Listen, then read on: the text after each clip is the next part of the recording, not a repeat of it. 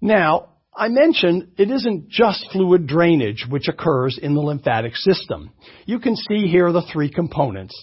First, there are the lymph vessels. We've talked about those. Very fine in the capillaries, growing more, developed with smooth muscle and with valves as they get further away from the tissues. And here are the two ducts. You can see the left and the right duct feeding into the venous system, returning the fluid to the blood. And then you see that they're connected to the lymph nodes. This is part of the defensive component of the lymphatic system.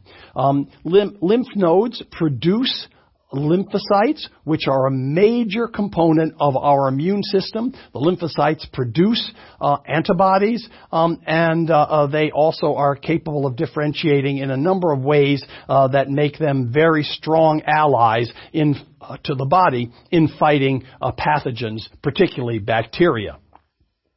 Here you can see the lymph vessels going into the lymph nodes on the one side and the cleaned lymph coming out the other side.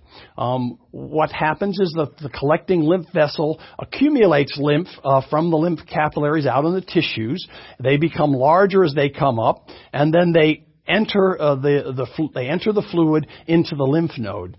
It turns out that sometimes not only does fluid escape from the capillaries, but sometimes a little bit of protein escapes, and sometimes cell debris from dying or broken down cells. All of this material is carried to the lymph nodes by the lymph, and the lymph node then has the process of, if you will, it's the disposal system for getting rid of any cell debris.